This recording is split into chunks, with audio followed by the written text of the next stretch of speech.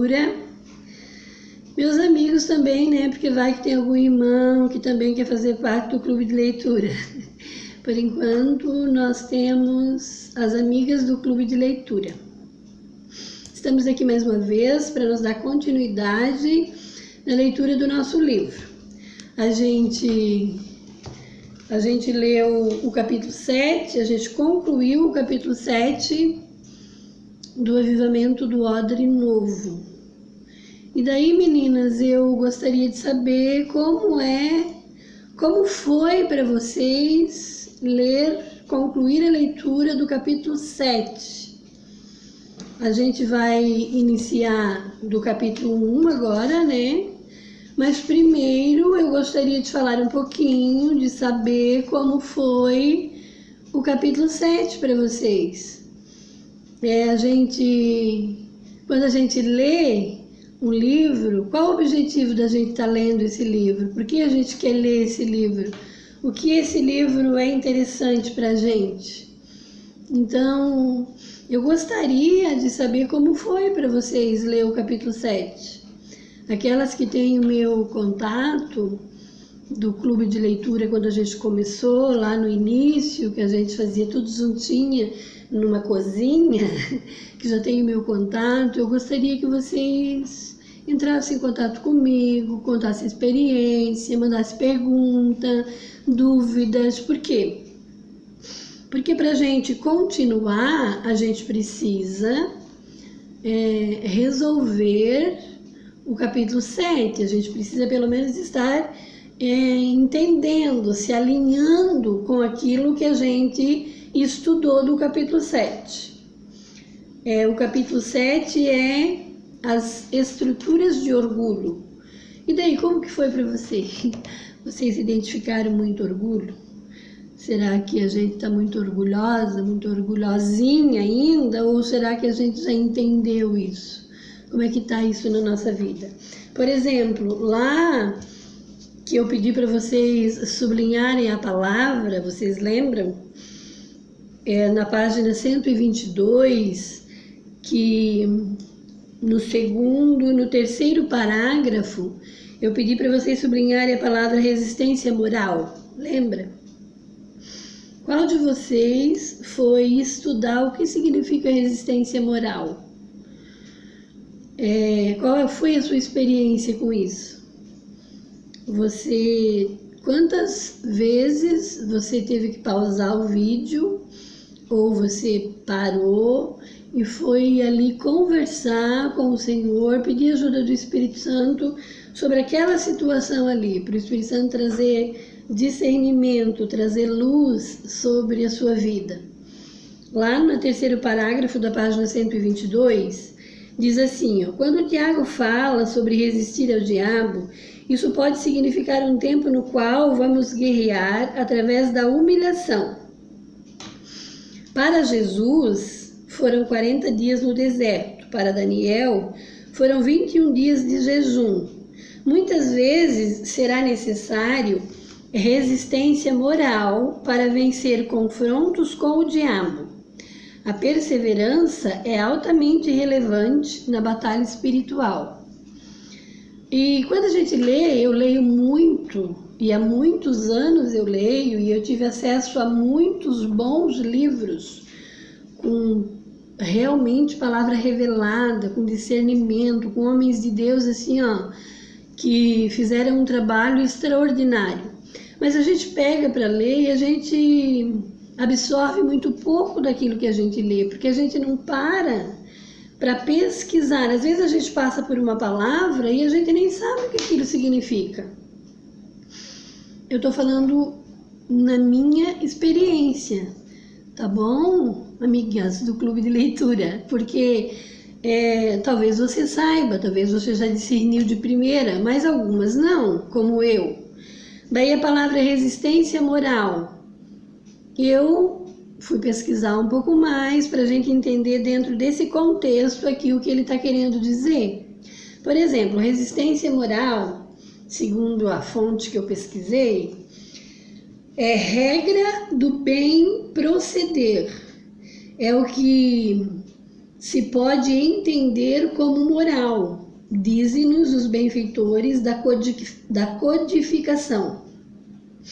Fazer com que nossas atitudes não causem prejuízos ou aflições desnecessárias ao próximo é a meta a ser buscada. Portanto, resistência moral é o que nos é solicitado. Vocês viram como uma palavra, duas palavras, tem um significado tão grande? Então, dentro desse contexto aqui, muitas vezes será necessário resistência moral para vencer confrontos com o diabo. Resistência moral é o quê? É fazer com que nossas atitudes não causem prejuízos ou aflições desnecessárias ao próximo é a meta a ser buscada. Então eu me pergunto, eu tenho essa meta na minha vida? Isso faz parte já das minhas atitudes? Eu tenho como meta para mim fazer com que as minhas atitudes não causem prejuízos ou aflições desnecessárias ao meu próximo? Porque aqui diz que isso é uma meta que precisa ser buscada. Então eu preciso colocar isso na minha vida como uma meta. Eu tenho que buscar constantemente fazer com que as minhas atitudes não venham causar prejuízos desnecessários para o próximo, para outra pessoa. Porque se eu tiver isso como meta na minha vida, quando eu estiver diante de um confronto, quando eu estiver diante de uma situação, eu vou pensar antes de agir. Por exemplo, você talvez tenha alguma experiência nesse sentido, eu tive muitas. Por exemplo, um pai de família que por orgulho, ele não quer pagar o vale, ele não quer se humilhar. Ele acha que é muito humilhante certas coisas, voltar atrás, pedir desculpa, deixar para lá, ele acha que aquilo é muito humilhante. Então ele toma uma atitude para não se humilhar, sem levar em conta os danos que essa atitude vai trazer para a esposa, para os filhos, ou no caso, para o esposo, para os filhos. Sabe, para mim não engolir o meu orgulho, para mim não me humilhar, para mim não me rebaixar, como alguns pensam, eu mantenho a minha. Só que essa atitude, esse posicionamento, vai causar muitos danos, muitas aflições para o meu próximo, para os meus próximos, para algumas pessoas que estão envolvidas indiretamente na minha vida ou com aquela situação.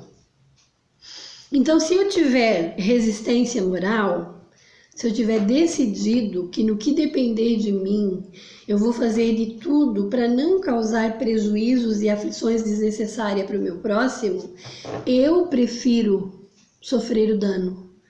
Eu pago o vale, eu me humilho. Vocês entenderam como que duas palavrinhas fazem tanta diferença? Daí é assim, se a gente não para ir analisar, a gente não entende esses detalhes, essas coisas que fazem uma diferença muito grande. Por exemplo, eu tive uma experiência, não faz muito tempo, que eu estava no processo estudando este livro com a pastora Zenate de Oliveira, nossa amável e querida Zena. Nós estávamos estudando e era bem nessa área aqui do orgulho. E eu comecei a orar, me colocar diante do Senhor, e o Espírito Santo trouxe à luz para mim uma área que eu atuava com justiça própria. Sabe o ego bonzinho que a gente estudou? Mas eu não entendia, eu não achava que aquilo era justiça própria. Foi diante daquela situação que o Espírito Santo me sinalizou, que eu me humilhei, fui buscar a direção dele, e o Senhor me mostrou que realmente eu agia em justiça própria. E eu pedi para o Senhor ter misericórdia de mim, e eu sonhei. E foi um sonho bem interessante, cheio de detalhes. E foi para mim, eu entendi que era para mim. E eu pedi misericórdia do Senhor, eu me humilhei, e passaram-se vários dias, eu tive a direção de contar o sonho para algumas pessoas que estavam envolvidas no meu sonho. Eu simplesmente senti aquele desejo de contar o sonho para ela quando eu vi ela, e eu contei o sonho para ela. Chamei ela para contar, porque eu achei muito maravilhoso o Senhor usar ela, né, a pessoa dela, e mais algumas pessoas da sua família, no meu sonho para edificar, para libertar, para tratar a minha vida. E eu contei o sonho para ela. E ela ficou me olhando e falou assim, ó, você não faz ideia do que isso significa. Para mim, o Senhor está dizendo, através de você, através desse sonho que você teve, que eu devo sofrer o dano, que eu não posso agir do meu jeito, dentro da minha razão. E essa pessoa, ela é uma pessoa que tem resistência moral. Agora eu entendi claramente, ela tem muita resistência moral. E daí ela explicou para mim, porque mesmo que eu tenho razão, e que eu consigo provar a minha razão, entre eu e essa pessoa que a gente está numa crise, se tudo isso vier à luz, vai causar muitos prejuízos e muitas aflições para outras pessoas. E quando você começou a contar o sonho, eu tive esse discernimento, Marinete, que se eu levar adiante o que eu posso fazer e tenho provas para isso, eu não vou ter resistência moral. Na verdade, foi isso que ela me disse. E ela tem isso como meta na vida dela, não causar prejuízos e aflições desnecessárias ao próximo. É a meta dela, ela busca isso. Então foi simples, quando eu contei o sonho para ela, o Espírito Santo trouxe o discernimento. E ela, na mesma hora, se humilhou, guardou tudo que ela tinha como a favor dela e decidiu por optar aquilo que o Senhor nos ensina. Ela decidiu sofrer o dano, deixar isso na mão do Senhor, o Senhor resolve a favor dela. Vocês entenderam como isso é algo profundo, maravilhoso e grandioso? Sofrer o dano. O orgulho, ele precisa morrer, ele precisa ser destronado da nossa vida. Se for preciso a gente passar por uma humilhação para não trazer prejuízo, aflições desnecessárias para aquelas pessoas que estão à nossa volta, a gente deve optar por engolir o orgulho, para que outras pessoas sejam abençoadas e edificadas através da nossa vida. Certo, meninas do meu grupo de leitura? Por exemplo, nós temos no 120 a palavra soberba, a palavra independência, justiça própria e julgamento frívolo. Eu gostaria de saber qual de vocês teve a curiosidade de, depois de ter terminado o vídeo, foi lá e procurou no dicionário, porque soberba, a gente até fala, né? Ai, fulano é tão soberbo, a gente escuta essa palavra. Será que a gente sabe realmente o que significa? Porque independência não é uma coisa boa, que o Senhor vai confrontar a nossa independência. Julgamento frívolo. Por que julgamento frívolo? O que é, na verdade, julgamento frívolo? Que diz a Sarinha, minha sobrinha, quando a gente vai pesquisar e descobre o que é julgamento frívolo, a gente tem que ficar algum tempo de joelho pedindo a misericórdia do Senhor e pedindo perdão. Porque a gente faz isso, meninas, muitas vezes. A gente usa julgamento frívolo assim, ó.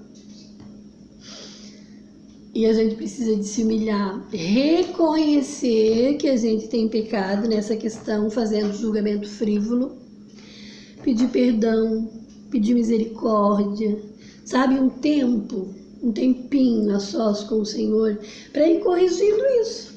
Por quê? Do contrário, por que a gente vai ler, né, meninas? Por que a gente vai investir tempo em leitura?